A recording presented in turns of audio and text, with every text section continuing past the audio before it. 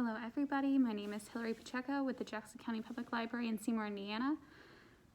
Today there's going to be a few changes to the story time.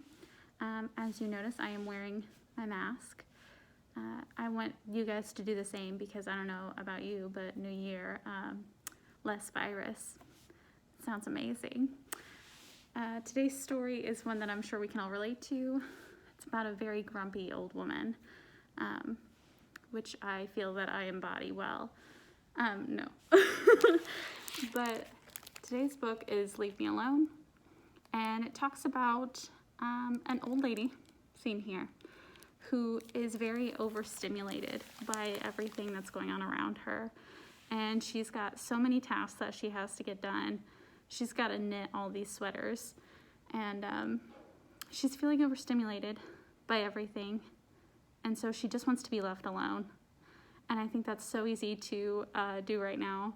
Just recluse and hide yourself and not want to be around anybody or do anything.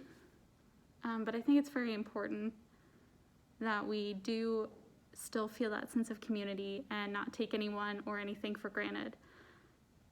This year's going to be a new year, and we're going to start it off right. So today I will be reading you Leave Me Alone by Vera Brosgol. This book is published by Roaring Brook Press. And let's get started. Once there was an old woman. She lived in a small village in a small house. She seems cute. She's got her bundle of yarn here. Let's see what's happening. With a very big family. Yeah, I don't think that's enough people in that house. Quite a few children. Not enough house. Let's see what she does. Winter was coming, and that meant she had some very important knitting to do. But it wasn't getting done. I understand. Can we name this old woman? Let's name her Greta. She looks like a Greta. Or even like a Mildred. How about Mildred? What's up, Mildred? Okay. Her grandchildren were very curious about her knitting. Were you supposed to hit the ball with a stick? Could you eat it? Could you make your brother eat it? Why did the ball get smaller and smaller as you chased it? Mildred was at the end of her rope. Quite literally, it seems. Look at Mildred. She's not happy. So she made her bed as neatly as she could. She swept the floorboards until they more or less shone. She drank the tea from her samovar, and she packed her things in a big sack, and as she left, she shouted back, "Leave me alone." Mildred's not happy, y'all. That's when you know something's up. When Mildred's not happy, ooh, watch out. Mildred walked through the deep, dark forest. She made a fire so that she could see what she was doing, because Mildred is nobody's fool. And then she sat down and she began to knit. The bear family was very curious about the light from her fire and what she might taste like. Oh, Mildred's about to go off. She's not happy. She's like, I swear, one of these bears comes up to me. I got 2 needles and a ball full of yarn. "Leave me alone," Mildred shouted. But they didn't listen because bears don't speak English. Typical. So she picked up her sack and she left. Mildred's just straight up hiking a mountain over here. That's fine. I hope to be in that good of shape by the time I'm Mildred's age. Go Mildred. Mildred climbed up the mountainside. It was so cold, so she found herself a small sheltered place. Then she sat down and began to knit. Oh, she's already got a scarf. Okay, what's up, Mildred? The mountain goats were excited to have a visitor, especially one that brought snacks. Mountain goats are notoriously territorial. I don't know what this book is talking about. They are not excited to see people.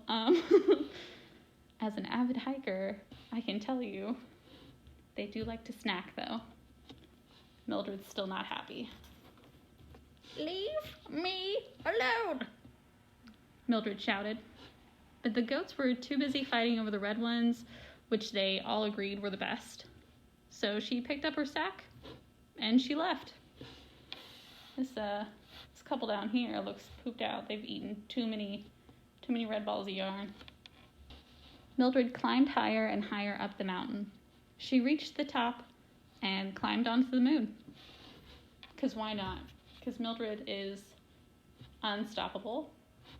She can climb mountains. Remember, kids, you can be anything you want to be, including a mountain climber and moon walker, all by the age of 80. Mildred's just setting the bar extremely high. So, no pressure, but wow. She found a rock that was shaped like a chair, and she sat down and began to knit. Mildred's looking pretty suspicious. She's like, okay, what's gonna happen next, guys? The little green moonmen had never seen a woman before, old or otherwise. They examined her with handled scanners that went beep boop. Oh, she's not liking the beep boops. Oh no. Guys? Is that a mountain goat in the back? What? Who invited him? Leave me alone! Mildred shouted. But the little green moonmen couldn't hear her because they didn't have any ears. Now that explains the beep boops, I guess. So she picked up her sack and left through the wormhole. Again, a mountain goat. I guess anybody can just climb a mountain and step onto the moon? Is that how this works? Where's the wormholes? Do you teleport? What's up, Mildred? Tell me your secrets. Have you found the Fountain of Youth yet? The void on the other side of the wormhole was very dark and very, very quiet. She was absolutely, completely, utterly alone. It was perfect. Soon, she had no more yarn and 30 little sweaters. And she was alone. It just feels appropriate to whisper because it's a black wormhole and she's alone, so I'm gonna keep this up. So she put the 30 sweaters into her big sack. She swept the void until it was nice, matte black. She had a cup of tea from her samovar, and she picked up the sack and left through another wormhole.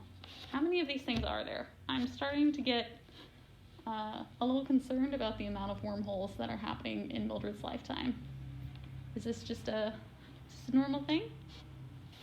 When she came out the other side, everything was right where she'd left it. It's just like coming home, guys.